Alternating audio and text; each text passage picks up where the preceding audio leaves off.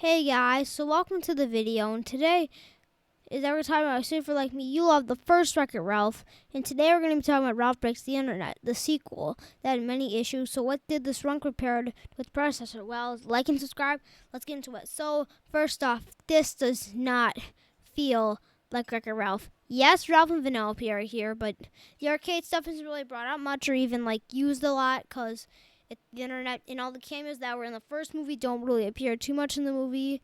And yes, I know they were before the beginning. And just like Ralph Breaks the Internet, they are in it. But after the cameos, it just takes a huge detour to the internet. And I don't know if you get this or not, but I think you might actually get this if you heard about this. But you know this. The internet is such a broad concept. And just like the Emoji Movie, the internet is much bigger than what in these films are. Like there are many other apps in the internet other than like Instagram. It's just like the basic aspects of the internet. Yes, I mean, so let's just get into the plot of Ralph Breaks the Internet, see if it's good or not. So basically, it follows Ralph and Vanellope having their friendship and doing can. And Ralph and Vanellope's getting bored of stuff and wants to go to something new out of her game. And Ralph and Vanellope do that, and they discover the Wi-Fi and get all of the fun stuff that are on the internet. Instead of like all the arcade stuff and the fun stuff that are in the first movie, things are supposed to cite us and Ralph Breaks the Internet are eBay options, dated internet memes, pop-ups. Yes, and it feels like that this does not feel like Wreck-It Ralph under any circumstances in a lot of ways, but still good. And the fact that Vanellope discovers a new GTA clone racing game called Slaughter Race, which basically, in only spending a few hours in the new game, there's a conclusion that Vanellope wants to stay there and leave their friendship behind. And I don't know if you've seen Wreck-It Ralph or not, but Wreck-It Ralph, it is dangerous to leave your game behind, of the fact that it feels like it's going through that. Like if you leave your game with something dangerous, that can get games unplugged. And just take a look at the Oh My Disney part of the film. The Oh My Disney section. Just take a look at that. I mean, yes, a scene like this should be pretty cool with all the cameos they put in here. And yes, it was kind of cool. And I really liked the Stormtrooper scene of how like they just like found her out and like tried to like get her. That was pretty cool. But the Disney princesses in this film got a lot bigger role than those stormtroopers. And they even get a ton of advertising on the film. Literally. No big surprise. And they play a bigger role in the story than Felix and Calhoun, who, by the way, were really fun side characters of the first movie. They were really fun to actually have, and now since they were married since the first movie, it was really fun, and it was really disappointing to not see those characters. And just like the Lego Movie 2, Lego Movie 2, just like that, it's disappointing how all your favorite characters just up and worthless. And I know that some of your favorite characters, yeah, it's just disappointing how all your favorite characters up and worthless. And just literally, in Vanellope just having her conclusion right that it doesn't make sense of why she would want to leave her game. Is going turbo is something that you should not do at all in the arcade. She should not do that. Nobody should. And I'm pretty sure that the other people, the characters at the arcade, are gonna be really gonna say she's gone turbo. In which, yes, at the end of the film, she basically goes turbo. She goes turbo. I know. And this is another problem I have with the scene that I have it.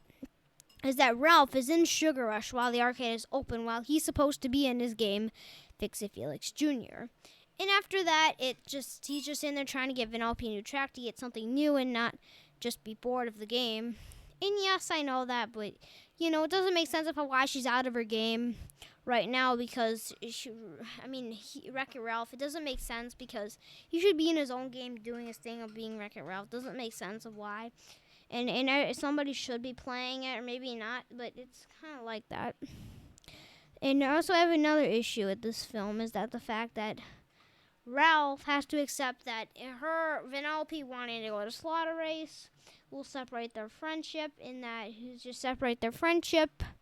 which I can totally understand. Like separating their friendship it's okay, but it's a message that a lot of people can relate to. And I know. I know it's kind of. I don't understand like why, but it's still a bad idea in the arcade. It's a bad idea that it might get Sugar Rush unplugged. And yes, you could argue that Vanellope is just one racer in a game, while Ralph is essential to making his game work by being the villain, and so is Fix It Felix is really neat or helpful in making the game work too as well. But Vanellope, guys, Vanellope, if you watch the movie, they know Vanellope is a popular racer. She's a racer that literally like everybody uses because of the glitch power. Glitch, just so she could win. Literally, it's just so she could win. It's and I'm pretty sure that the kids at the arcade would feel pretty upset and just tell Mr. Lilac, oh, the character's not here, and then Lilac would just unplug the game. Of course, it's the same. I don't know. It feels like that, of course, and Ralph being upset of how Vanellope wants to leave and how they feel like their friendship is separating, making Ralph the literal villain of the film. And then the virus basically scans him and makes a billion copies of himself, and then becoming the literal villain of the film and just like destroy the internet. And then you wonder why it's called Ralph Breaks the Internet. Well, now I'll tell you all that yes, it is. That's why it's called Ralph Breaks the Internet. I think that's not exactly official. I'm not for sure if that's actually true, but it's of course. Of course it's called like that. He literally broke the internet, and unfortunately at the end there's a happy ending, which is no surprise that the internet is back. And of how like Ralph just got a bunch of copies of himself, which I don't think that Ralph should have been the villain of the film, even though he had to go through all that of his best friend leaving, which is kind of upset for anybody basically. I'm not offended by that. But maybe the virus, Arthur, who even scanned like sent out the virus to Slaughter Race to make, because they sent out the virus in Slaughter Race to get the game, even out of the game so they can save their friendship. And maybe the virus should have been the film. Maybe should have scanned more. And also take a look at the Disney princesses moment.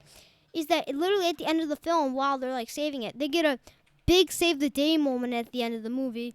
And this is not a surprise basically for anybody, or maybe not some people, but for me it's not a surprise that most companies like Disney or Illumination want to do this of these characters, like of these battles.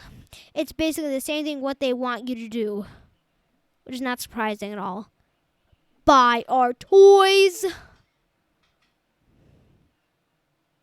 Buy our toys.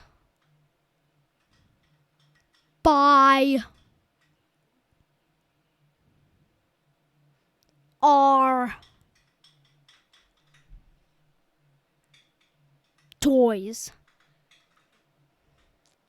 Yeah, literally, it's no surprise at all. You can literally just agree with that Vanellope gets bored of her game. I understand that. Vanellope gets bored of it and she wants to go out. And I can understand of how, like, when Ralph wants to follow his dreams and become a good guy. I know that it's more entertaining. Some people might complain that it's better when Ralph does it, and how it's better when Vanellope does it, because when Vanellope does it is more entertaining. But another thing I want to color up is that Ralph in this movie, of course you know him, is like Vanellope is just following her dreams, like literally every single thing in every other Disney movie ever. When Ralph Breaks Wreck-It Ralph did not have that same empty messaging about. So this film was a good film. I know there's been a lot of negativity coming from me in the last, like 8 minutes or so. Yeah, I know. But it was still a good film. It was still good. It was a good plot, and there was likable characters in the movie. It wasn't bad, so I'll take it. And you can consider it as a sequel. If you consider it as a sequel, you can consider it bad because of the fact that it might be forgettable, which is no surprise at all.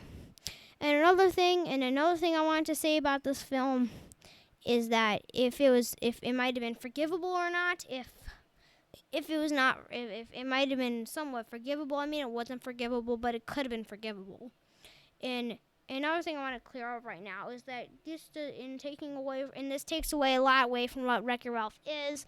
And another thing I wanted to clear up is that it was strange for basically any of us, really, of fans of Wreck-It Ralph, to even hear that we're getting a sequel to Wreck-It Ralph. Because it didn't really need to happen. I'm sorry, it just didn't really need to happen at all. It was kind of a lame idea. I think they just didn't wanted to do it because they wanted to get the money. I know there's a lot of issues with these films. And now I'm basically going to end this video saying of how this is not a bad film. And I've given this maybe a 6 or a 7 out of 10. So goodbye. Just hope you have a good rest of your weekend. Enjoy the rest of the weekend and just sit down, lie and relax, or play a video game or watch a movie or something. Bye.